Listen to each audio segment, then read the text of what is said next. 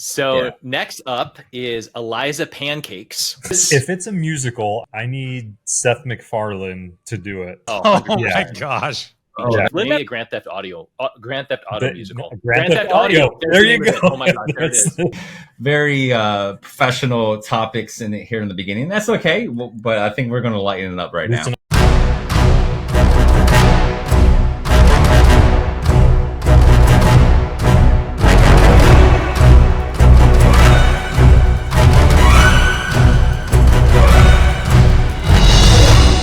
Hey everyone, welcome back to RPG, Really Passionate Geeks, episode 4. I'm super stoked today.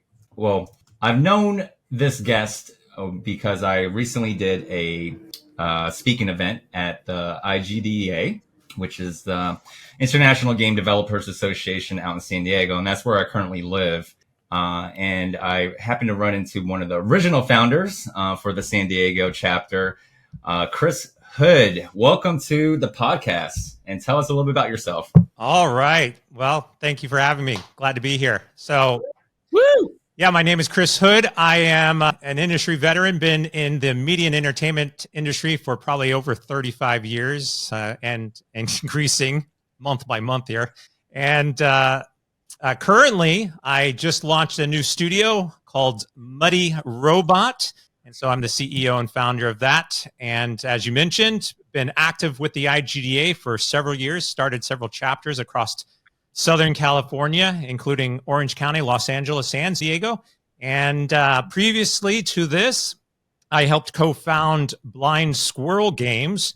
And then all the way back into the original good old days, my startup was in MMOs. So spent a lot of time with Electronic Arts and then working on Ultima Online, and then also did a lot of community development work around EverQuest and Asheron's Call and Shadowbane, Anarchy Online. So a lot of those original MMOs is really what got me to where I am today.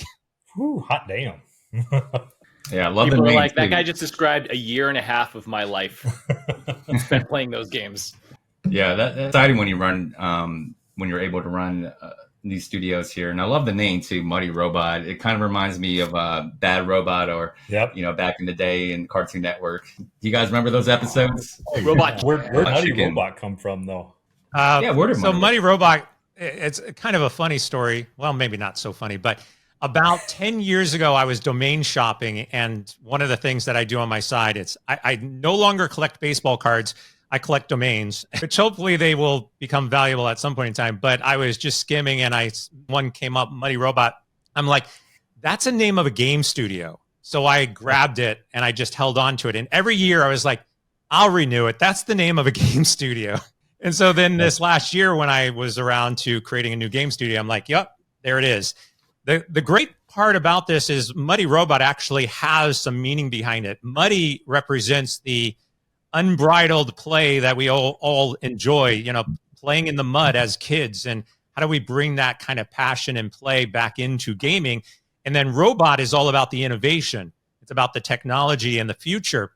So this kind of bridging the gap between play and innovation or, fun and technology is what we want to do. It's bring that passion and that technology and that innovation all back into gaming, which I think we could all admit has really been lacking over the last decade. No, come on. Fortnite has all the innovation you could ever want. Would it? Just kidding, Epic Studios, we would love your sponsorship money. No, I mean, bringing back the fun in it, right? I mean, that's originally what gaming is all about, is how do you gamify things? How do you make it fun? The core value of gaming, especially going back to older games like Tetris, where we talked about this before, is just how do you make a childhood game fun? And I love that the play on Muddy, and this is kind of what our podcast is all about. Just a couple of elder millennials just kicking back on a bonfire, casual chat, just talking about all geek culture, gaming, and what have you. And so, yeah, I love that play on aspect. That brings us into our topics for today's episode. I want to talk about kind of current events, kind of current news going on right now, and how a lot of the stuff that we grew up as childhood is actually coming back nowadays. We talked about before how it's actually popular now that and it kind of happens in cycles too, right? I remember for a long time in the 90s, it was hot. And then, early 2000, they were trying to bring back like the 70s. So it kind of happens in cycles. And right now we're seeing this phenomenon of bringing back the 80s and culture fame, especially in the 90s right now. Mullets. And I want to talk about kind of the generational gap too. Because right now we're seeing the Generation A or Generation Alpha come up, where that's interesting, right? Generation Alpha coming up. And so I want to bring up a story with a guy you might be familiar. His name is Jason Thor Hall, and he is the CEO of Pirate Software, an American indie game studio. Recently just blew up on TikTok. I've been following him for a long time, but he just recently blew up on TikTok with all his due to Asmongold actually promoting one of his educational clips. And that's what he does. Thor does a lot of educational clips, and he does it in a unique, genuine type of way where he's able to talk about something and actually kind of bring it down to the levels, the audience's level, and understanding the intricacy behind gaming studios technology. Because he was a Blizzard developer, and we're actually Blizzard developer and security for a long time. And his dad notoriously is known for the South Park meme as the World of Warcraft guy. If you remember the South Park meme, that is actually his dad. It wasn't inspired by him. It was his actual dad that they. But I'm gonna go ahead and talk about this story here. So Thor recently did an event where he was setting up at a con and wanted to play test his game. And what he did was he actually had keyboards in a layout, and he found out during day one. A lot of the people were kind of like fumbling around with the keyboard and mouse. So he wanted to simplify it and actually put in controllers for his game. So he thought that was going to work very well. And then he found out later at the end of the event, 50% of kids that came up to his booth didn't know how to use the controller. They actually pushed the controller to the side and tried to touch the monitor, sort of like, the iPad kids. Wow. And they were and walked away. So that in a nutshell is Generation A. Not so much Generation Z. Generation Z kind of was on the teetering off of the iPad and the controller.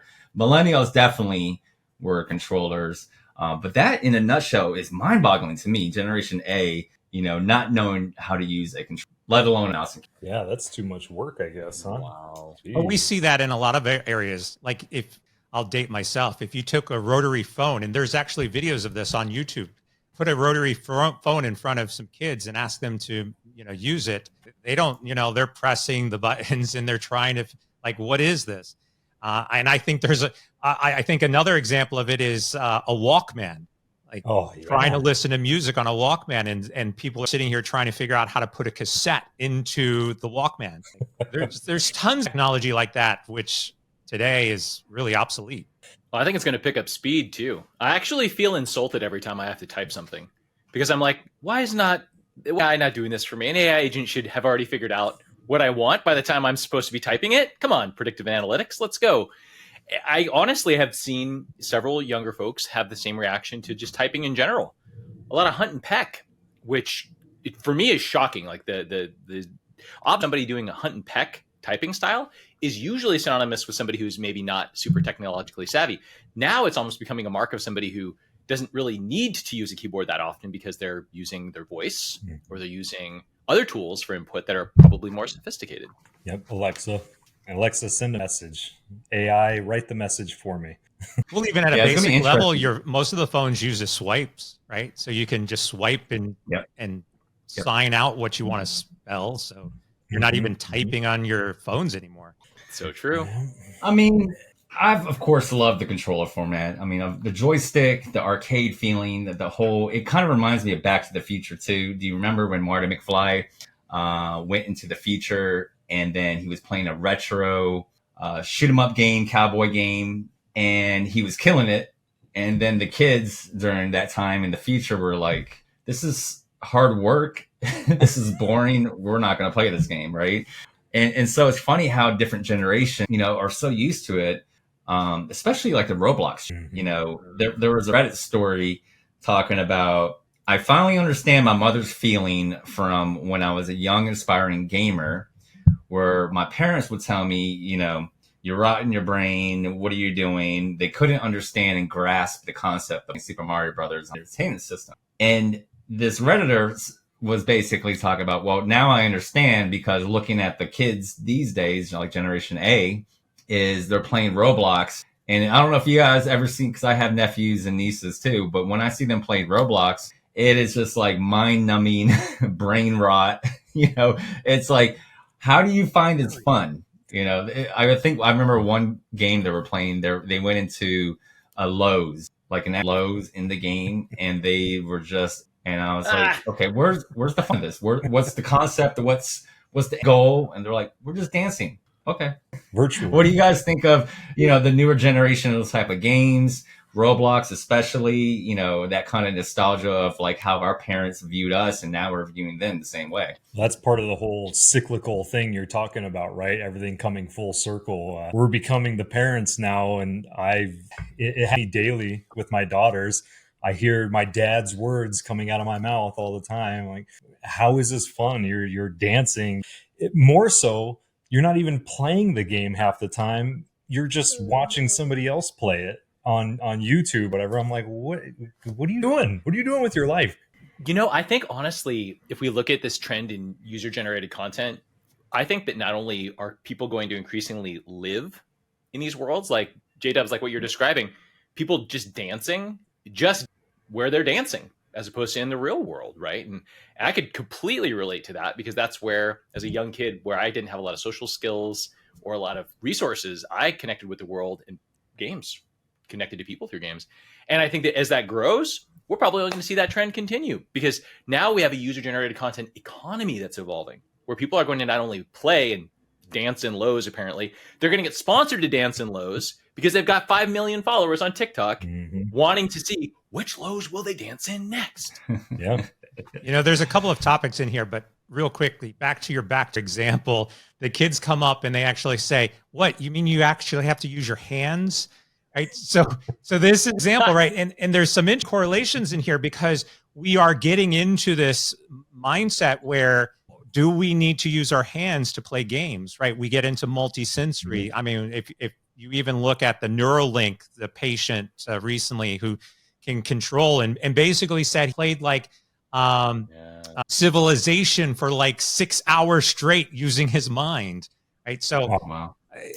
The multi-sensory else of this, in terms of, there was a product that was being promoted at GDC where smell is coming out as part of your experience, right?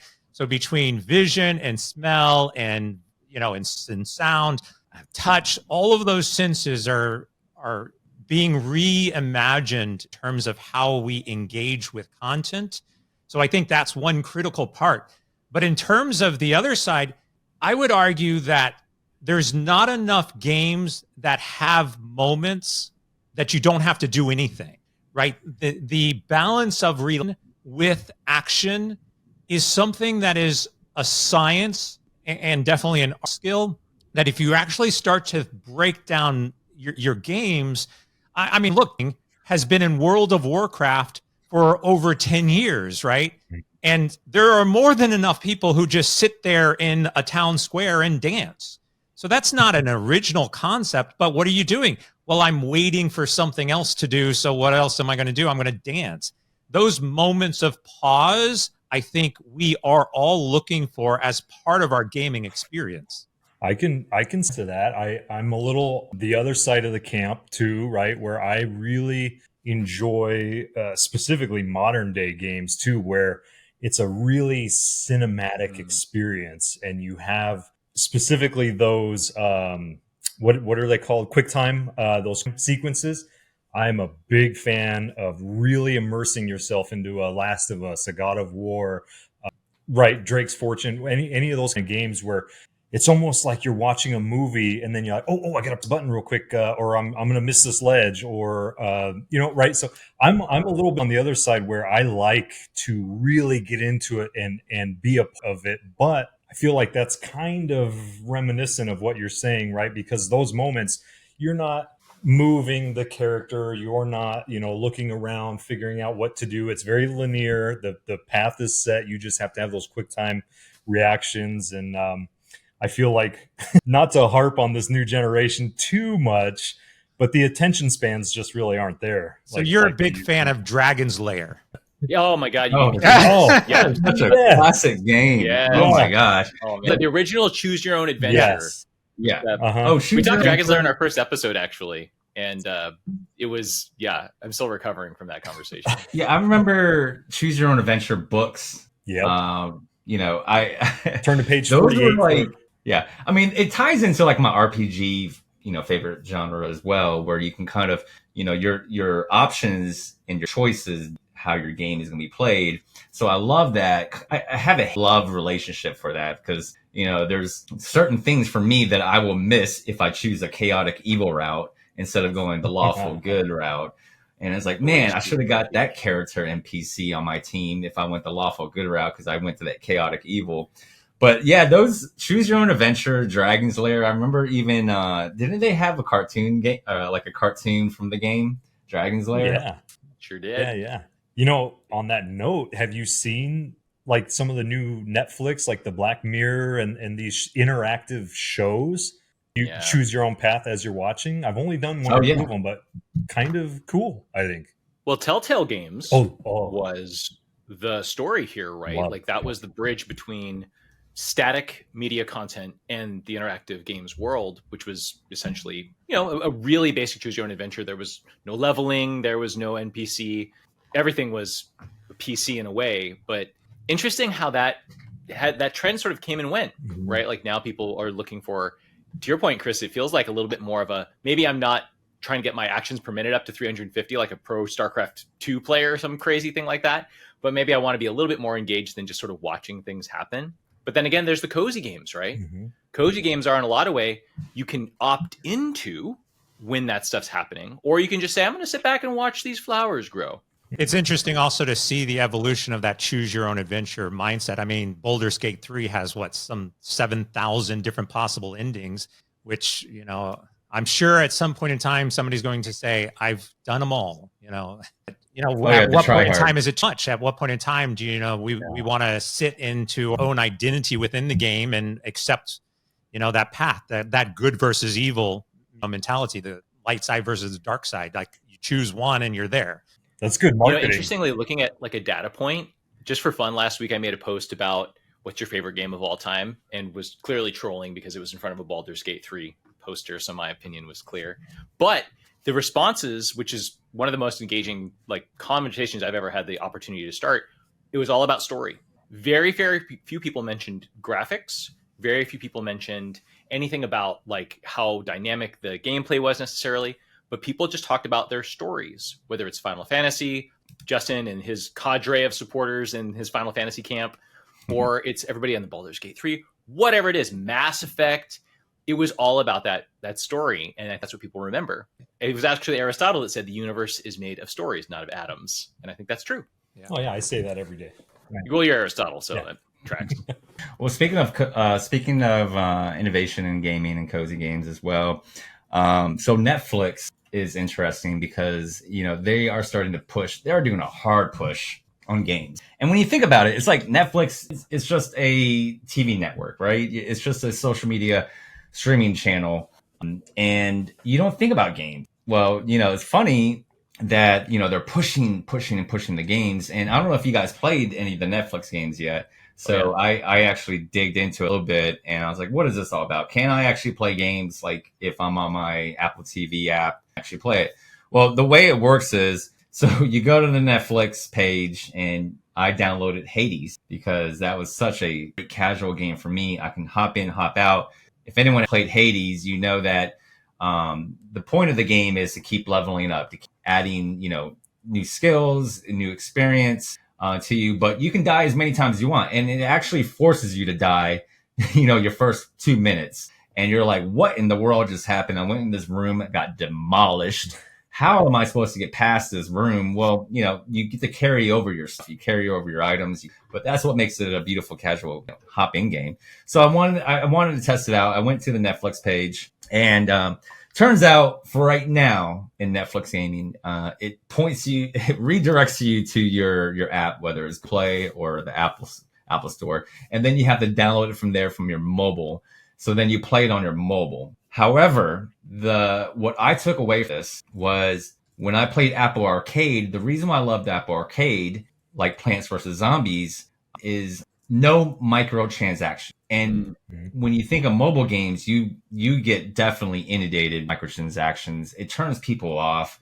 I know I spent I spent thousands of dollars on microtransactions on mobile games during COVID. I mean, we were all right. I think everyone. We are Genshin Impact. You're welcome. Yeah, it's like, thank you. I just paid your paycheck. But that it turns people off. And you get addicted to it. And so what I loved about Apple Arcade was they made a statement saying, we're not going to do any ads and we're not going to do any microtransactions. So that way you can play the game for what it's worth on your mobile and, not worry about it. And so Netflix games, at least for Hades, was the same way. And I was like, cool. I don't get any ads thrown at me. I don't get any microtransactions thrown at me. Now, granted, it's on a mobile phone, so it's not as precise. You're not dialed in as much as a keyboard and mouse when playing Hades, or even a controller. But there's adapters for that mobile phone, of course, the Sidekick on it. But I loved it. I loved playing Hades free too as well, download. And I was like, this. I love this because as a parent too, you can also give access. Hey, we're paying for Netflix, and you can also download games. What do you got? Have you guys played any of the Netflix games, Apple Arcades? What are you guys' thoughts from? I'm seeing they have pinball, John. There you go. Oh yeah, yeah. And actually, during GDC, I found a bar that had the Addams Family pinball game that I had been playing ad nauseum, and so I literally was playing it in Uber on the way there, and then was playing it in real life, which I wish I could somehow have recorded. It's interesting. Apple Arcade is another. You brought that up right at the end, J-Dubs. You like tossed that grenade and said, "Enjoy." That's the thing. The subsidized games where the studios are not worried about their profitability, right? So it's not microtransaction after microtransaction, pay to win, pay to enjoy, which I think is shamefully the case in many cases, where you don't just have to pay to really play meaningfully. You have to pay to even participate. And I think that if that's the case, take my $4.99 up front and let's make it a level playing field, right? Apple Arcade is interesting. I actually, despite having been there to watch that team grow and being so proud of how it did, I actually think that Netflix is handling the games conversation much more elegantly with much more agility. I think they still have something like 83 games in production, right? Like, it's insane how many chips table, but on the right boxes, I think, which is why I'm super pumped for what they're creating, just because it's pinball. It's a pretty big catalog. I mean, I'm scrolling through it right now. There's quite a lot of indie games are on there right now. A lot of indies, some good ones. I just actually played the Shredder's Revenge, the Ninja Turtle game on my Switch. Oh yeah, the Teenage Mutant Ninja Turtles game. Yeah, I've been wanting to get that on Steam, and it turned out to be free on Netflix, and I was like, man. Hello. Yeah, some 2-for-1 deal, right? They've got some Grand Theft Auto. Okay, well, that's for your. What if they do any GTA 6 stuff? What if they did like DLC? Imagine if there was Netflix DLC. There's some good, branded. It's good branded. Triple A on Netflix. I mean, that's going to be the way, right? Well, now Apple, they're doing their iPhone 15 saying they can run AAA games. So a lot of people got confused, right? When I posted the story on that on LinkedIn. People got confused. They're like, well, we've been playing our Apple phone. It's like, no, that's not the case. You've been playing the mobile platform of that game. What Apple is saying is you can actually run the PC version rolled out on your phone, which is, of course, the PC version is way bigger, tenfold bigger, a lot more, having a cooling. It actually requires a cooling fan to play those type of PC games on your phone. And literally every video that you see on the iPhone 15 has a major cooling fan on the phone just to play the game. And I'm sure they'll work out the kinks in time. But that was huge. I was just like, dang, you can actually play GTA 6 on your iPhone 15. Yeah, just get one of those, like the Backbone or the Atom or any of that stuff, right? And drop your phone in there, and there you go, full experience. Chris, anything you want to tell us about Muddy Robot? You want to tip the hat at all on like where we can play your games? Do we buy a cooling fan for our iPhone 15s right now? Yeah. I'm just going to touch on Netflix thing because I think it's really interesting if we holistic view of the gaming industry and what we are seeing materialize. We've got some legal challenges that are happening across Google and Apple, and then you've got even like Epic, who is exploring creating a platform for distribution of gaming. You've got Steam. You've now got Netflix. All of these are really platforms and channels by which you can distribute content. I sort of look at it as the comparison to cable TV, right? We got to a where we had cable bundles of everything that you wanted, then that got dispersed. And now you've got all these individual services, digital services, Disney Plus by itself, and you got Google TV, and you've got Apple TV, and you've got Warner Brothers and Paramount, HBO. Like all of them have kind of separated and created these unique platforms. And yet if you go and you talk to the average person and you say, like, how many digital services are you subscribed to? They're going to say, like, on average it's 3 or 4. Like, between how many do you have between Netflix and Amazon Prime? And, like, think about it. Like, you're charging, you're paying for 4 or 5 different services. And from a gaming perspective, you've got whatever the device is in your hand, and then you've got Steam, and now you've got Netflix, and soon you're going to have Amazon, and soon you're going to have something else. It's no different, right? We're going to gravitate towards the platforms that we are most comfortable with, or that we have allegiances with, or whatever. And definitely, I think what we're going to see is that kind of a desegregation, of Apple and Google, so that you can play Apple games on Google devices and so forth. Like, I don't know. It's going to be really interesting to see how this plays out in terms of the options that are available, not just from a game studio, like how many platforms should I publish on? Should I publish on all of them, like to reach maximum reach? Or do I just say, it used to be like, okay, I'm going to hit iOS and Android.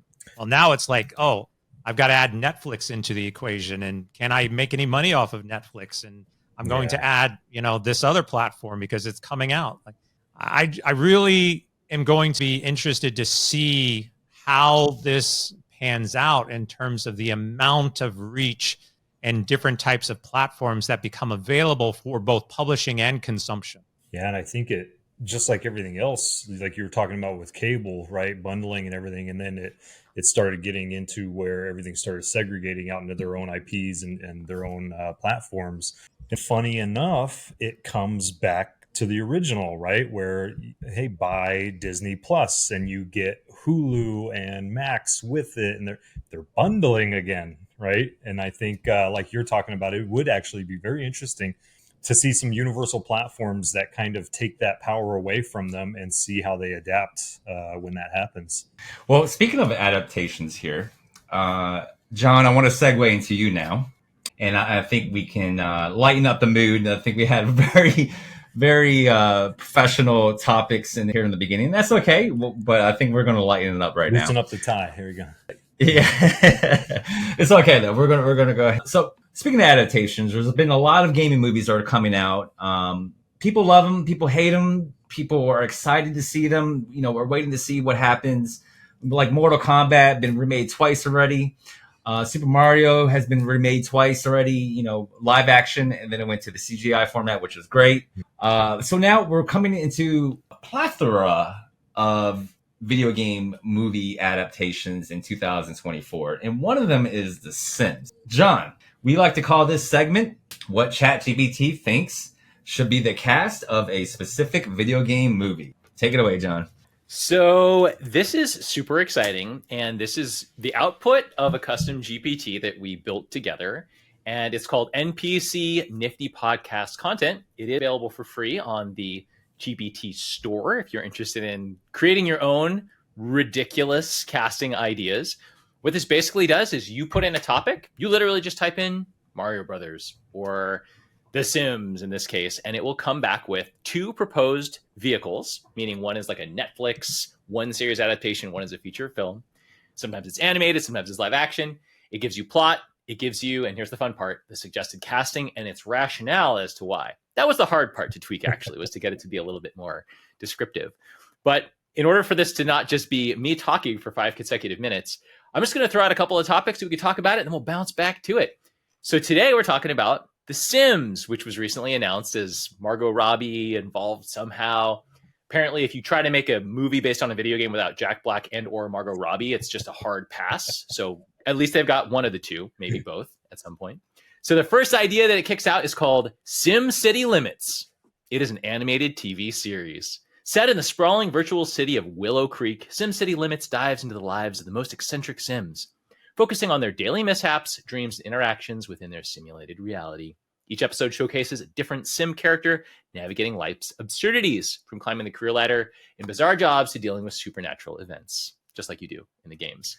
So their proposed cast, interesting. So this is an animated series. So this is some of our favorite voice actors. But instead, since those are voice actors, we want to focus on like people that we might notice or might recognize. Let's go to number 2, which is the live action movie. The Plum Bob is a heartwarming comedy drama that follows a group of Sims under a glitch in their game universe, which causes them to become self-aware. It's a little bit like Free Guy, realizing their characters in the simulation. They embark on a journey to find a way to communicate with the real world. They must also navigate the complexities of their relationships, ambitions, and the surreal nature of their existence. Here's the fun part with this GPT. At the end, it gives you some ridiculous plot twist, and this one's pretty cool. Anyway, so the casting, here's the tough part. Who's the main character in The Sims? Right. That's gonna be the interesting one, because if you think about it, Sims don't have like iconic, characters like in World of Warcraft. So, Sims is like they're known for their expansions. Oh, Party Island, nightlife. So I'm very curious to see what the cast is going to be. Oh my God, I would watch this. I'm just gonna tell you right now, I would watch this. Like we should, y'all. Let's just pool our resources. So here's the pitch.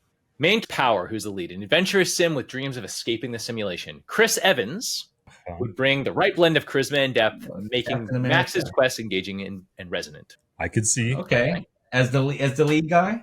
Now, what's the tone of this movie? Is it? Oh, it's got to be comedy. Is it comedy? Has to be. Yep. Comedy. And really, I mean, if you really think about this, it probably is Free Guy, right? Because like you said, Sims didn't really ever have a main central character. You were the central character, so you're going to have to basically just pick some random person who's going about their lives on a daily basis in the sim world, and something happened. Chris Evans, right? I'm down. So this is definitely a comedy, and it actually goes so far as to say that it brings them face to face with the game's developers, leading to touching moments of uproarious misunderstandings about what it means to lead a simulated life and to create a simulated world. Kind of breaking that game wall, devs. right? Well, we could do the reverse of this and do a Tron spin on it, where one of the developers gets sucked into the Sims world, and he has to live a Sim, the world he built. His ridiculous world, that now you're in it. Yeah. Oh, what if there's a Black Mirror episode where everybody gets sucked into the Sims world that they built? So if you're like making pools that you take the ladders out of once people get into it, like some crazy people, like that's the world you get pulled into. And that's better than it reminds me of that. Tycoon. Do you remember that cartoon back in the 90s, The Game Master, where he was wearing that Letterman jacket and he gets sucked? He was playing Mike Tyson Punch-Out and he gets sucked into the world of Nintendo games. That's a bad one to get into. I'm looking it up now. Okay, so here's where things get interesting. Yep. Zoe Patel, Port, Max's best friend and a tech genius Sim who discovers the glitch. Jamila Jamil, her sharp intelligence and comic timing would make Zoe a standout character, driving the group's tech-based escapades. I love her since, the first time I really got into her work was The Good Place, but that is one brilliant creator right there. Who's that? Zoe Patel? No. Jamila Jamil. Zoe Patel is the name Jamil, of that, the Sim character. Yep, the proposed character, yeah. Which was basically Girl 1. Next is Bella Goth, who is a mysterious Sim whose knowledge of the simulation's secrets are important. Ava Green of Casino Royale. The lure and intensity would lend Bella an enigmatic presence, crucial for unraveling the movie's mysteries. Oh, okay. We got Max Power, Zoe Patel, and Bella Goth. She kind of has that rest, RBF, resting bitch face, and it's kind of like a confused look. Eva Green. That would be the allure and intensity, I think. Yes. I think so. Yeah. She could play some funny roles too. I think she's got the personality for it underneath. So next up is Eliza Pancakes, a sim with a tumultuous love life, constantly seeking the one. Issa Rae would excel in portraying Eliza's humor and heartache, adding depth to her romantic entanglements. There's one of our 2 comedic relief. Secondly and lastly is Bob Pancakes, Eliza's exasperated husband who's more interested in gardening than in romance. Camille Nanjiani, his comedic skills would highlight Bob's amusement and dedication to his hobbies over his failing marriage. Camille, of course, became famous during Silicon Valley and is now in I love everything you him. watch. Yeah, and he was in Eternals. Yep. Yeah. Yeah. He was like the best part of that movie. He was just in Ghostbusters, The Frozen Empire. I just went and saw that. Yeah. Dude, I love that guy. Yeah, he does everything great. He's over the top. I love it. I think he's our And by guest the way, next week, right? he has. Yeah. He definitely had. I'm glad that he's picking up a lot of roles, and he got shredded recently. He definitely got it, like after Eternal. Awesome. You guys want to hear the plot twist? Or you want to talk about the plot or the? I mean, I think they should have A-list casters, but I don't know. Chris Evans, I think, is going to maybe enough to pull. Well, and Camille, and I think that could a breakout film for just about anybody, because like you said, right, you don't have to be anybody. It's all just random generic characters, and that could definitely be breakout for somebody. Totes magoats. The humorous plot twist: in a bid to gain the developers' attention, The Sims stage a citywide musical using their quirkiest skills and careers. The spectacle includes a synchronized swimming routine by firefighters, a fashion show by astronauts, and a cooking contest judged by ghosts. I mean, You know what? Sounds like Now that I think about it, it should be a musical, like yeah. The Greatest Showman, Like the Sims musical. the Sims musical. La La Land meets If it's a musical, I need Seth MacFarlane to, because Oh yeah. my gosh.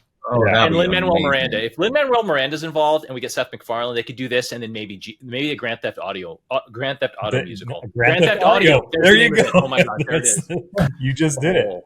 That's either a really great musical or a really bad car audio shop. Hey, it's got to be better. I don't want to get off on a tangent, but who saw the announcement about the next Joker movie being a dark musical?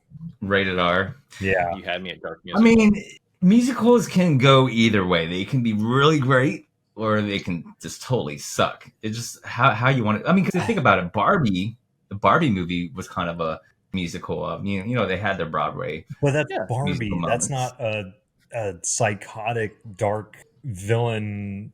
Like, what's he singing about? You know, that just reminds me of like Reservoir Dogs, like with the ear scene, right?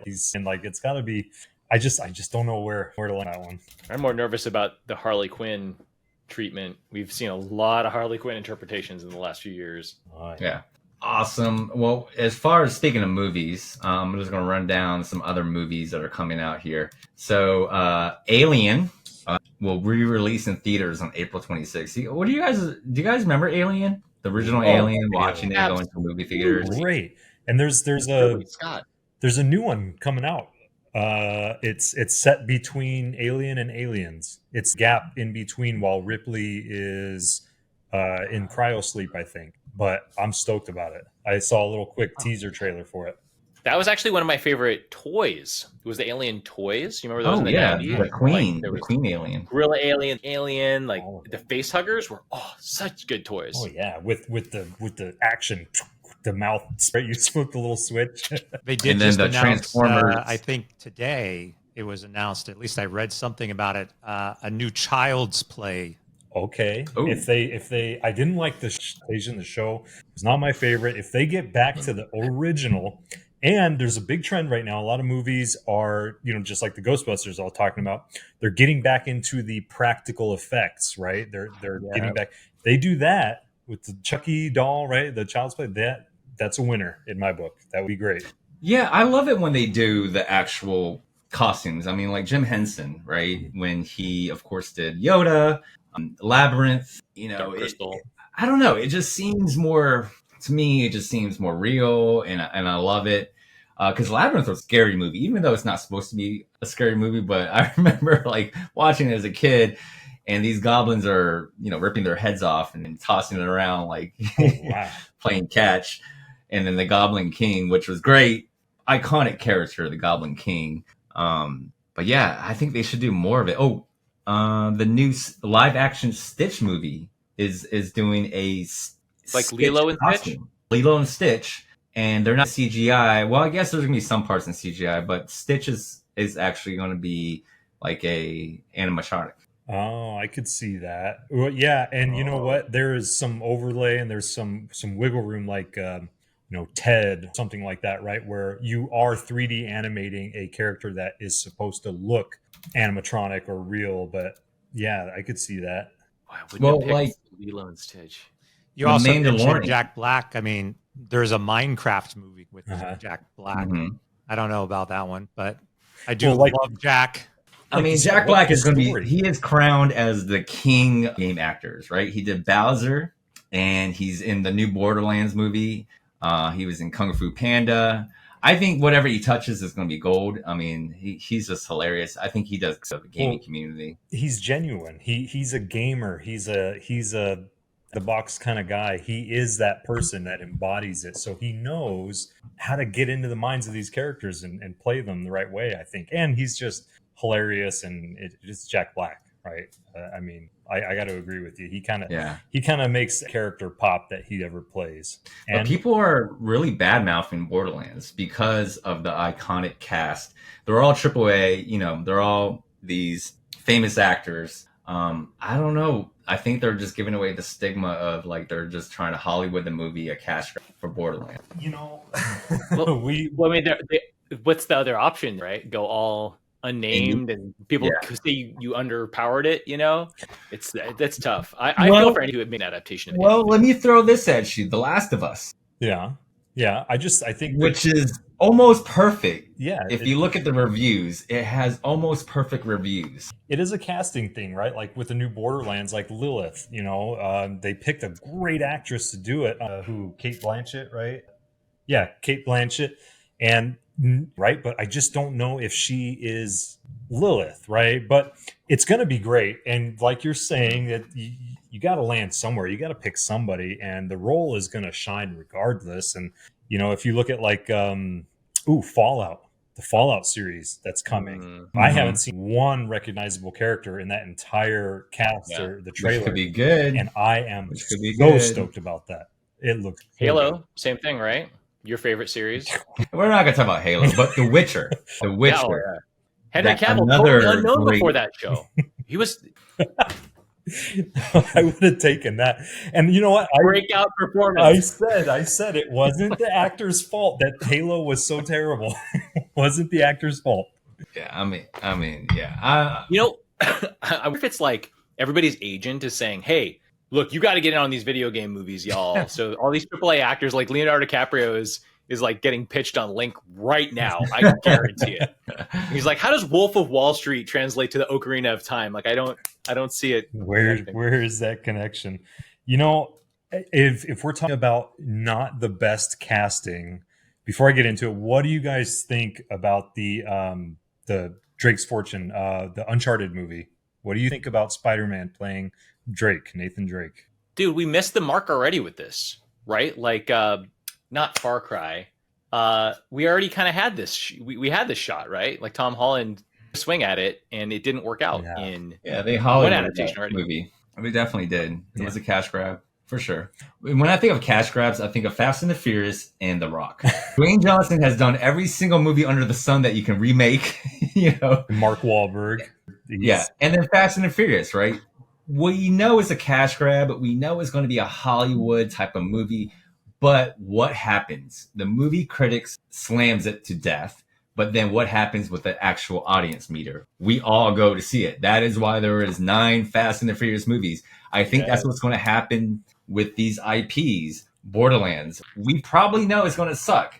We probably know it's going to be Hollywood and it's going to be slimmed down. But we all are. I'm going to see it 100%. Day one. You know me. I'm going to get that popcorn bucket.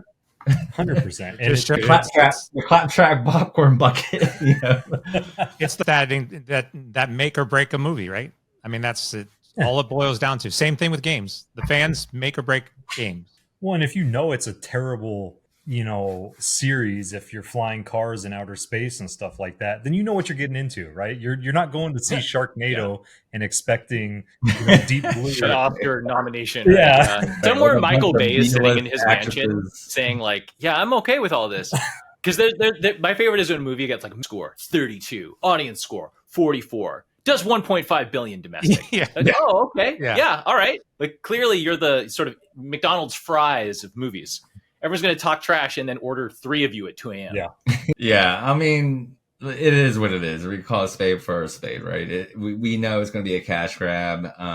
Zelda, though, we talked about this before. I mean, that's still up in the air. I mean, it can be really great if in the right style too, the right cinematic style. That is what I'm going to be curious. Are they going to go back to Ocarina of Time, the style, or are they going to do like a Breath of Wild, or are they going to do a typical Hollywood, like the original Street Fighter movie? Give me Wind Waker.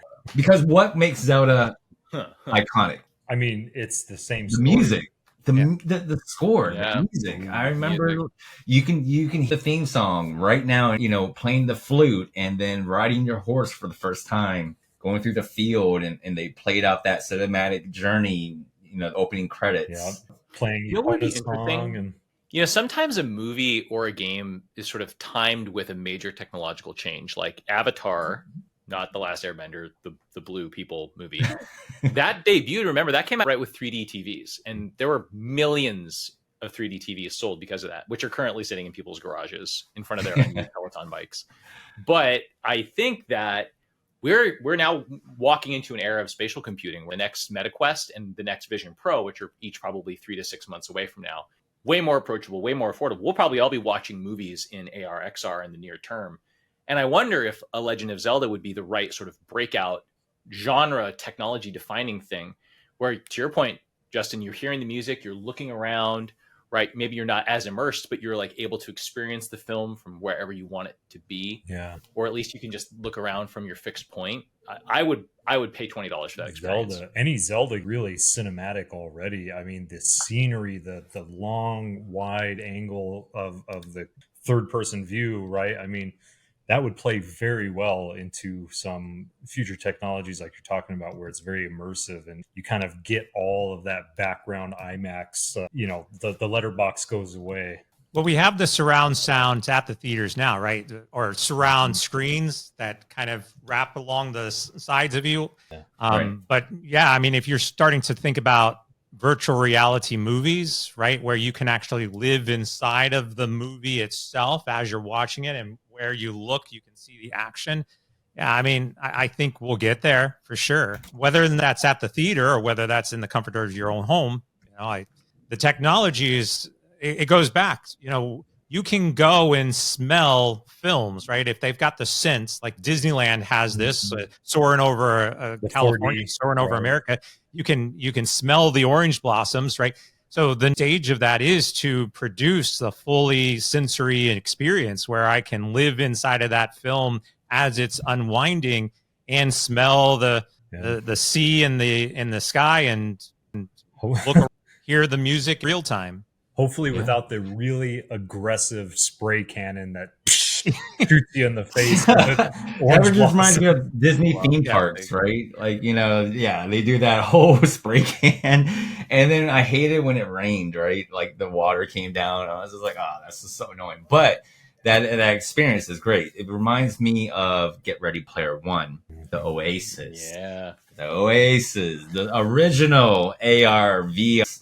Original, right? We all want that Oasis where we can create our own avatar, where we can actually go into a library, where we can actually play games. We can actually go have the haptic, where we can actually feel, and we can actually run on a treadmill, a walk pad, right? And the walk pad created that I recently posted on LinkedIn.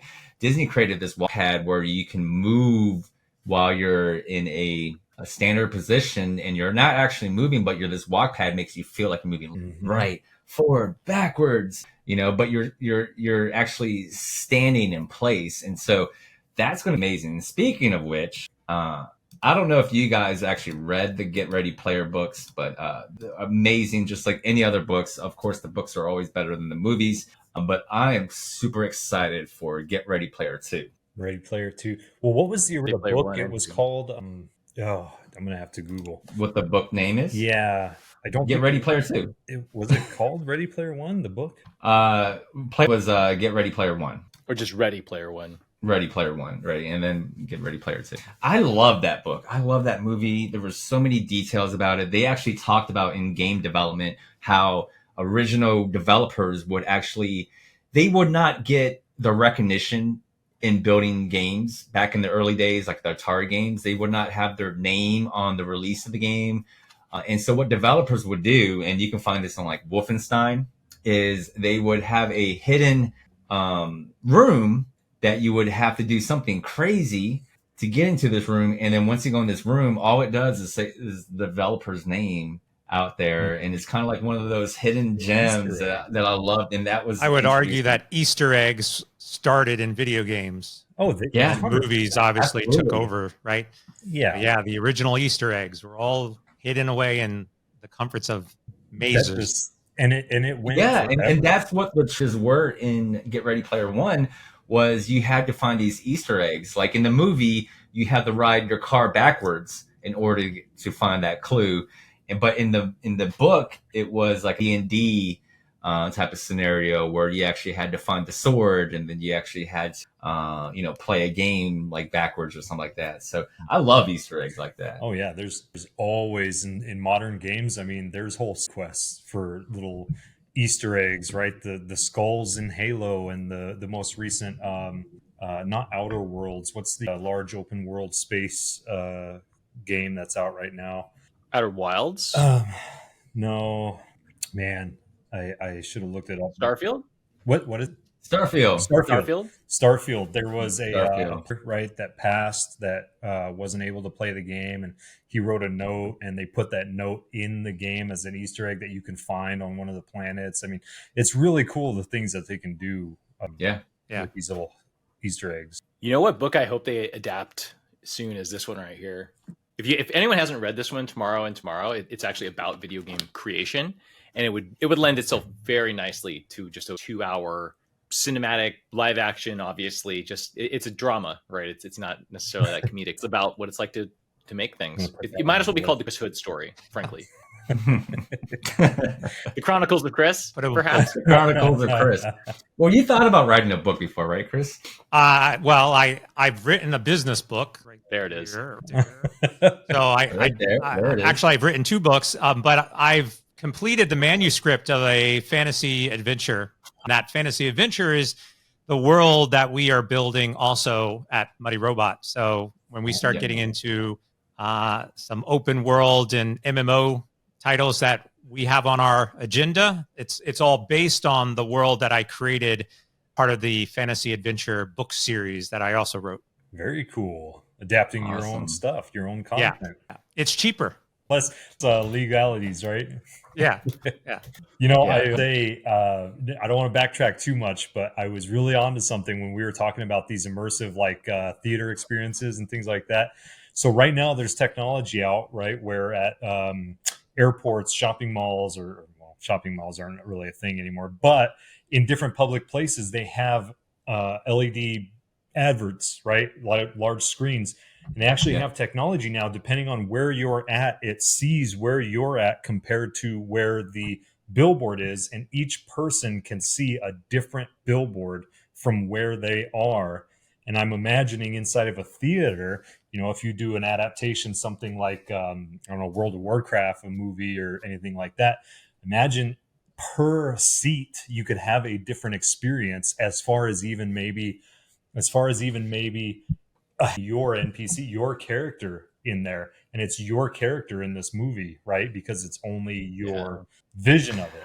I'm just thinking of like Google ads and Facebook ads. I'm thinking the negative where now they're going to target you differently. Okay, now we're going to show Kiwi. They know your Google history. An ad about bananas, and we're going to show John an ad about apples. Yeah, more data. That's the whole reason they'll do it too. There's actually directional audio. If anyone has been to the Sphere in Vegas, it's one of the places you can experience this the most poignantly. They've got speakers now that can actually make it so that only one spot can hear a thing. and that's an entire music you can only hear in one spot, and it's pretty mind melting when you actually experience it. You layer that onto, to your point, Kiwi, like you see something different, you hear something different. Chris, if we take your idea of the olfactory reality and layer that in, one of the Easter eggs could be like what the Triforce smells like. I think it'll smell like Mountain Dew Baja Blast. That shit. There you go. Shout out to Christina. Golden Twinkie.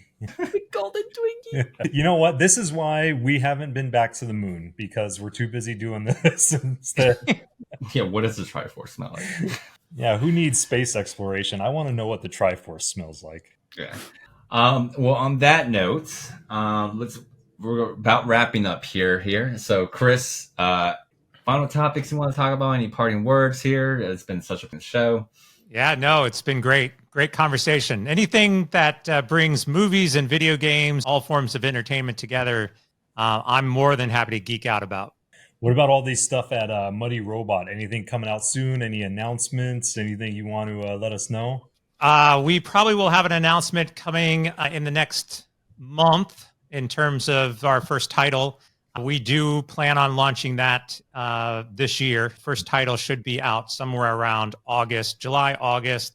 Maybe it gets pushed to September. No rush, so that's a good thing.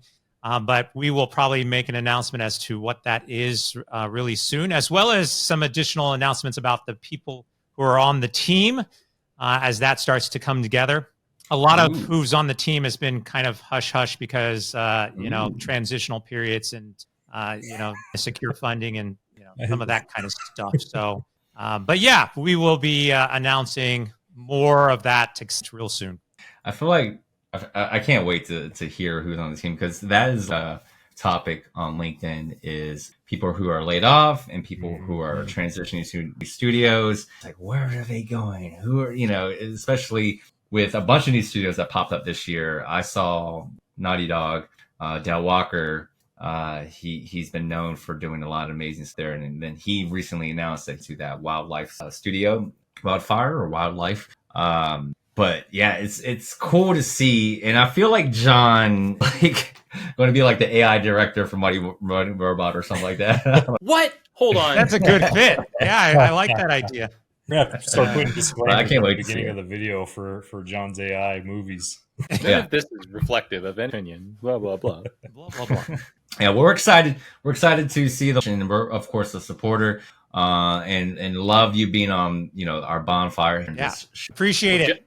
More to and come. Justin, before we close down, we got to take a moment. In addition to all the amazing talent that's finding roles, celebrating that for a second within games after a year of just getting beat up on the ropes. We're seeing all these people finding awesome new roles after layoffs. We're going to see crazy waves of announcement. Even some of the people that are so close to this community of creators, but our own Justin Williams celebrated his start for something new this week, which is huge. Here we are. We got to celebrate you, man. Way to go. Thank you. Here it is. April 2024 had a tsunami of just hard layoffs in the last 2 years. And, it just turned out really great. I was really grateful and honored for the position I was in, because the current landscape of LinkedIn, you see a lot of struggling stories, and I feel my heart goes out for them. They've been looking for 12 months, 9 months, and these are not people who are new graduates. These are not fresh young bucks out there. I mean, these people have been in Microsoft, Google, some of the top fangs.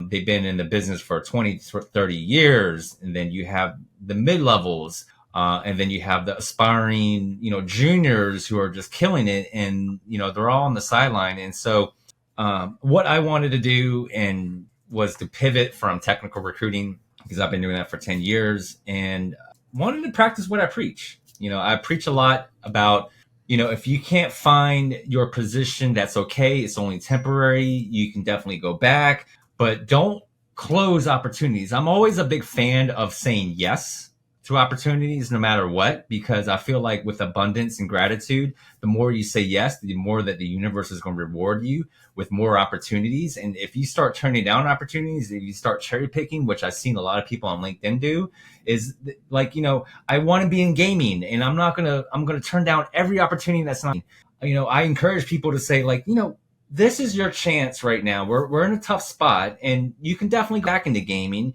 but don't turn on to other opportunities out there, because you never know. And that's the only way you can grow. honestly. Diversify. You got to put yourself in the position where you're scared. Because if you're not putting yourself in the position that you're scared, you're always going to be complacent and you're never going to grow. And so that's why I love, and thank you for the shout out, John. I love this new opportunity in sales development, business growth, business development in gaming and tech. It's uncharted water for me, but I'm grateful for the skills that I've accomplished and acquired over the 10 years that's going to make me successful. And it's still new. But I'm excited because I get to use those into something brand new, and I love teaching myself, and I'm able to grow. And who knows? Maybe I'll go back into technical recruiting. Who knows? But right now, I'm again. I encourage everyone to say yes to opportunities. Be abundant. Be grateful. It is hard out there. I feel everyone out there, and my heart goes out. But I just know that the industry is going to turn around, and hopefully wishing everyone success. Well said, Justin. Well said. Standing ovation. Don't worry, guys. Justin's still going to be doing the regular podcast with us. Still going to be shooting the shit with a bunch of elder millennials talking about back in my day to a bunch of Generation A's. Which, by the way, Generation B is coming up. This is how I feel old now. Generation B is coming up. Can you believe that? Feel? Bravo. Yeah. A lot of silence. The silence says everything. I was just trying to imagine, my oldest is only 2 years old. So, I mean, she's going to be right there, and it's going to be a whirlwind. She's Generation A, but Generation B is just right around the corner. Mm-hmm. So, anyways, guys, it's been a pleasure. Chris, thank you so much for hopping on the show. John Seacrest of Gaming, thank you for leading our topic today on our AI discussion for the next Sims movie. Kiwi, veteran, thank you for your service. As always, my brother, we are just here to, again, no special agenda, just casual bonfire. And Chris, we hope to have you back, man. Yeah, anytime. Anytime. And Appreciate it. John's got next week as the next. Yeah, get folks. It's a hot button topic. I'll tell you that now. And in the meantime, anybody who wants to throw suggestions for what movie, what game, what series you'd like to see cast by Chat GPT next. Let's see what weirdness we come up with. There we go. All right, RPG out. Thanks, guys.